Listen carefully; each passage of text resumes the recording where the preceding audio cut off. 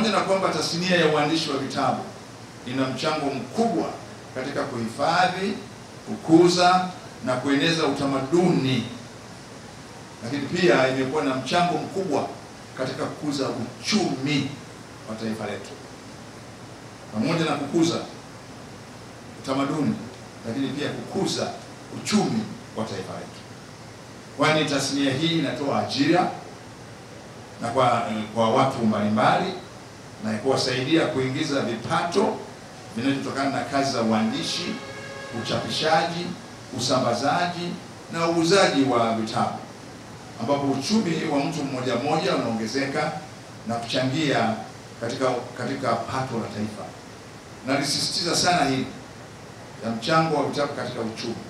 Sababu mara nyingi tunapoomba fedha au mambo mengine kuhusu vitabu, watu wanaichukua kama ni sekta au tasnia ambayo haichangii katika uchumi wa Tanzania. La hasha, vitabu vinachangia sana katika uchumi. Na hata watu walipoanza kuwa na wasiwasi na bado wana wasiwasi kwamba labda teknolojia mpya itaondoa vitabu, mimi nimwambia hapana, simu zetu za mkononi kuwa na saa haijawafanya watu kuacha kununua saa, na wengi wanazinunua saa kama mapambo, ornament. Kwa nadhani miaka ijayo tutaendelea, hata kama vitabu tutakuwa navyo kwenye mtandao, tutaendelea kununua vitabu vilivyochapishwa hata kama ni mapambo, kwani kuna ubaya vitabu kuwa mapambo katika nyumba zetu. Kwa hiyo tusiwe na wasiwasi, vitabu vitaendelea kuwepo kama ambavyo saa zinaendelea kuwepo, ingawa wengi mliovaa saa nikiwauliza saa ngapi utaangalia kwenye simu badala ya kuangalia mkononi. Si kutumia taaluma hii na tasnia hii katika kulinda amani ya nchi yetu, kulinda maadili ya nchi yetu, kulinda utu wa Mtanzania, utu wa Mwafrika na utu wa binadamu wote. Ndio maana sisi tukiwa watoto tulifundishwa binadamu wote ni sawa na Afrika moja. Sisi tunazungumzia utu wa binadamu wote, na tunazungumzia utu wa Watanzania wote. Na labda hili niliseme kwa sababu Watanzania tunaanza kusahau. Mpaka Mwalimu Julius Kambarage Nyerere, baba wa taifa, anang'atuka mwaka 1985, ndani ya baraza lake la mawaziri alikuwa na mawaziri wa Tanzania wenye asili ya Uingereza na mawaziri wenye asili ya Kihindi, na walikuwa ni wazalendo kweli kweli. Wenye asili ya Uingereza alikuwa Derek Bryson, aliyekuwa mbunge wa Kinondoni na eneo alilolipenda na kuliendeleza kuliko yote ni Manzese na Tandale, na alikuwa Dr. Lida Sterling, waziri wa afya, ambaye hakuishi Oysterbay, yeye aliishi Ukonga Majumba 6.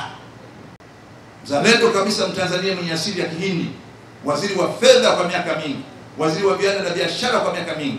Lakini baada ya Jumuiya ya Afrika ya Mashariki kuvunjika mwaka 1977, ndio aliyopewa jukumu la Wizara ya Uchukuzi, Mawasiliano na Ujenzi, na kujenga shirika jipya la ndege, shirika jipya la posta na simu, shirika jipya la bandari.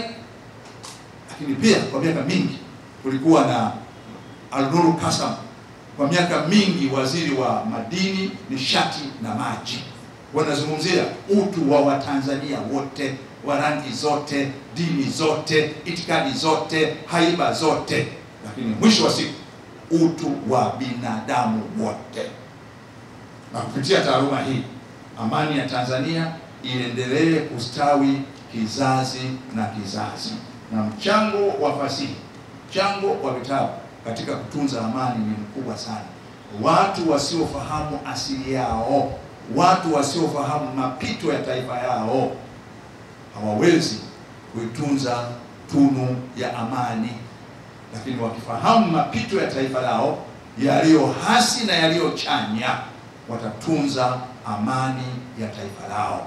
Na amani hiyo inajengwa katika misingi ya haki na wajibu, haki na wajibu, lakini kwa kuheshimu utu na uhai wa kila mmoja katika jamii hii. Kwa hiyo, kwa heshima na taadhima, sasa natangaza kuwa maonesho ya kimataifa ya vitabu ya mwaka 2025 yamezinduliwa rasmi. Asanteni sana kwa kunisikiliza.